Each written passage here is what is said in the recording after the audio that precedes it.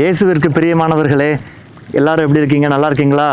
கர்த்தராக இயேசு கிறிஸ்துவின் நாமத்தில் உங்களுக்கு என்னுடைய அன்பின் வாழ்த்துக்கள். இந்த வாய்ஸ் ஆஃப் ஜீசஸ் நிகழ்ச்சியின் மூலமாக இன்றைக்கி உங்களை சந்திக்கிறதுல எனக்கு ரொம்ப சந்தோஷம், மன மகிழ்ச்சி. பார்த்திங்கன்னா, இந்த உலகத்தில் ஒவ்வொருத்தங்களுக்கும் ஒவ்வொன்று பிரியம். சிலருக்கு நல்ல சுவையான உணவு சாப்பிட்றதுல பிரியம். நான்லாம் முன்னாடி அப்படி தான் இருந்தேன். சிலருக்கு நண்பர்களோட நேரம் செலவிடுறதுல பிரியம். சிலர் பார்த்திங்கன்னா நல்ல உடைகள் அணிஞ்சு கொள்றதுல பிரியமாக இருப்பாங்க. சில நபர்கள் மேலே ரொம்ப பிரியமாக இருப்பாங்க. இந்த மாதிரி இந்த உலகத்தில் நமக்கு அநேக பிரியங்கள் உண்டு. ஒவ்வொருத்தவங்களுக்கும் உங்களுக்கு விருப்பம் என்ன, உங்களுக்கு என்ன பிடிக்கும், நீங்கள் என்ன பண்ணுவீங்க, உங்களுக்கு என்ன பிரியம், நீங்கள் பிரியமாக செய்கிற காரியம் என்ன அப்படின்னு சொல்லி கேட்டோம்னா ஒவ்வொருத்தவங்களுடைய கருத்துக்கள் ஒவ்வொரு மாதிரி இருக்கும். எனக்கு இது பிடிக்கும் பிரதர், எனக்கு இதுதான் ரொம்ப பிடிச்ச காரியம், இதை நான் செய்வேன், இதை செய்ய மாட்டேன், இதை நான் எப்போவுமே பண்ணிக்கிட்டு இருப்பேன் அப்படின்னு சொல்லி அவங்களுக்கு பிரியமான காரியங்களை பகிர்ந்து கொள்வாங்க. அந்த மாதிரி நிறைய காரியங்கள் உண்டு. இன்றைக்கி கூட பாருங்கள், இந்த மாதிரி அழகான ஒரு நீரோடையில் நான் கால் நனைத்து கொண்டு உட்கார்ந்துருக்கேன். இதில் எனக்கு ஒரு பிரியம். அது மாத்திரம் இல்லை, ஆண்டவருடைய வார்த்தைகளை உங்களிடத்தில் பகிர்ந்து கொள்வதில் எனக்கு ஒரு பிரியம். அந்த மாதிரி ஒவ்வொருவருக்கும் பிரியமான காரியங்கள்னு சொல்லி இந்த உலகத்தில் சில காரியங்கள் இருப்பதுண்டு இல்லைங்களா? நீங்கள் கூட ஆண்டவருடைய வார்த்தைகளை கேட்குறதுல ரொம்ப பிரியமாக இருக்கீங்க இல்லைங்களா? ஒவ்வொரு நாளும் பிரியமாக ஆண்டவர் என்ன சொல்கிறாரு அப்படின்னு சொல்லி நீங்கள் கேட்குறதுல பிரியம் வச்சு வர்றீங்க பார்த்தீங்களா? இந்த காணொளிகளை பார்க்குறீங்க பார்த்தீங்களா? அதனால் இன்று ஆண்டவர் அவருக்கு என்ன பிரியங்கிறது சொல்ல போகிறார். நமக்கு ஒரு கேள்வி வருது இல்லையா? ஓகே, எனக்கு இது பிடிக்கும் பிரதர், எங்கள் அம்மாவுக்கு இது பிரியம், எங்கள் அப்பாவுக்கு அது பிரியம். என்னைக்காவது நம்ம யோசிச்சுருக்கோமா ஆண்டவருக்கு என்ன பிரியம், ஆண்டவருக்கு எது பிடிக்கும், அவருக்கு ரொம்ப பிரியமான காரியம் எது, அவர் எதை செய்வதில் ரொம்ப பிரியப்படுகிறார் அப்படின்னு? அதை தான் இன்றைக்கி பார்க்க போகிறோம். எல்லோரும் எடுத்துக்கொள்ளுங்க. என்னாகமம், குட்டி பிள்ளைங்களாம் இருந்தீங்கன்னா மறக்காமல் உங்களுடைய வேத புஸ்தகத்தை எடுத்துக்கொள்ளுங்க.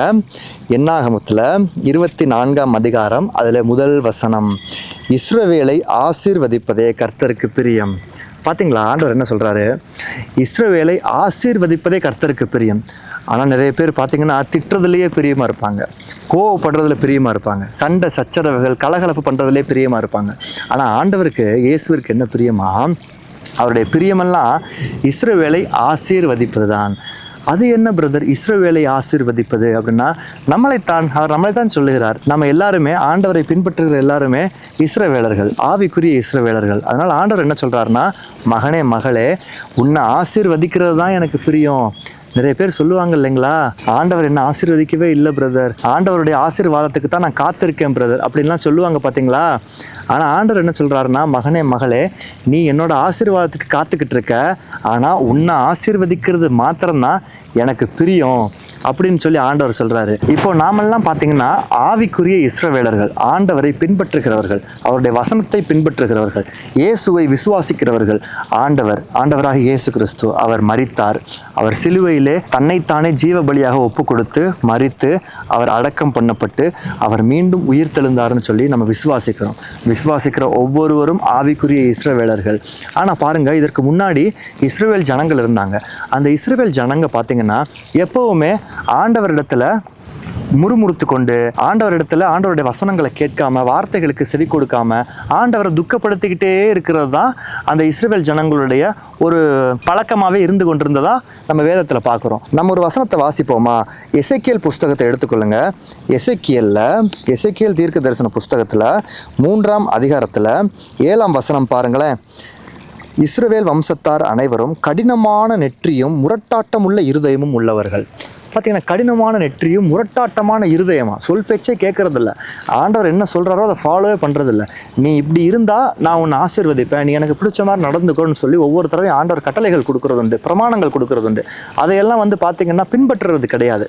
கடுமையான நெற்றி, முரட்டாட்டமுள்ள ஒரு இருதயம். முரட்டாட்டமுள்ள இருதயம்னா சொல் பேச்சே கேட்காதது, ஆண்டவருக்கு கீழ்ப்படியாதது. நீங்கள் சொல்கிறீங்க ஆண்டவரை, ஆனால் நான் இப்படித்தான் இருப்பேன் அப்படின்னு சொல்கிறது, பாவத்துக்கு விலகாமல் பாவத்தையே செய்து கொண்டிருக்கிறது. இந்த மாதிரி கடினமான நெற்றி, தலைகணம் பிடித்ததுன்னு சொல்லுவாங்கள்ல, தலைகணம் பிடித்தவர்கள். அவங்க சொல்கிறத மாத்திரம்தான் செய்வாங்க, அவங்க என்ன நினைக்கிறாங்களோ அதை மாத்திரம்தான் செய்வாங்க, யாருக்குமே கீழ்ப்படிய மாட்டாங்க. பாருங்கள், இஸ்ரேல் ஜனங்கள் ஆண்டவருடைய நியாய பிரமாணத்துக்கும் ஆண்டவருடைய வார்த்தைக்குமே அவங்க கீழ்ப்படியலையாம். அப்படி கீழ்ப்படியாத ஜனங்களை தான் ஆசீர்வதிக்கிறதுல ஆண்டவர் ரொம்ப பிரியமாக இருந்தாராமா. பாருங்கள், ஆனால் இன்றைக்கி நாம் அப்படியா இருக்கோம்? நீங்கள் தினமும் ஆண்டவரை அதிகாலையில் தேடுறீங்க இல்லைங்களா? ஆண்டவரை விசுவாசிக்கிறீங்க, ஆண்டவரை மாத்திரம் நம்புறீங்க, அவருடைய ஆசீர்வாதத்துக்காக காத்திருக்கிறீங்க, ஒவ்வொரு நாளும் ஆண்டவருடைய வார்த்தையை பெற்றுக்கொண்டு ஜெபிக்கிறீங்க, ஆண்டவருக்கு பிடிச்ச பிள்ளையாக இருக்கிறீங்க, தேசத்துக்காக ஜெபிக்கிறீங்க, உங்களுடைய ஊருக்காக, உங்களுடைய ஜனங்களுக்காக ஜெபிக்கிறீங்க, உங்களுடைய சொந்த பந்தங்களுக்காக ஜெபிக்கிறீங்க. இப்படியெல்லாம் ஆண்டவருக்கு பிரியமான காரியங்களை நீங்கள் செய்து கொண்டிருக்கும் போது ஆண்டவர் உங்களை ஆசீர்வதிக்காமல் விட்டுருவாரா?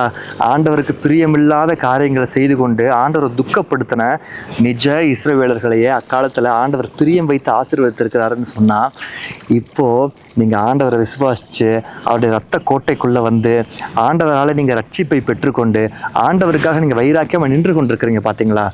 உங்களை ஆண்டவர் கைவிட்டுருவாரா? அதனால தான் உங்களை பார்த்து சொல்கிறாரு, மகனே மகளே, உன்னை ஆசீர்வதிக்கிறதே எனக்கு பிரியம் அப்படின்னு. கேட்குறதுக்கே ஆச்சரியமாக இருக்குல்ல?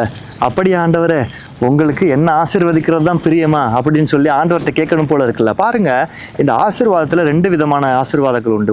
ஒன்று இந்த உலகத்திற்குரிய ஆசீர்வாதங்கள், இந்த உலகத்தில் நம்ம வாழ வேண்டிய வாழ்க்கைக்கு நமக்கு தேவையான ஆசீர்வாதங்கள்.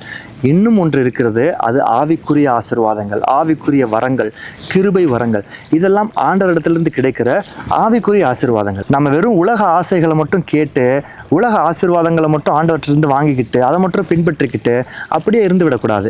ஆண்டவரிடத்தில் நம்ம ஆவிக்குரிய ஆசீர்வாதங்களை வாங்கி கொள்ள வேண்டும்.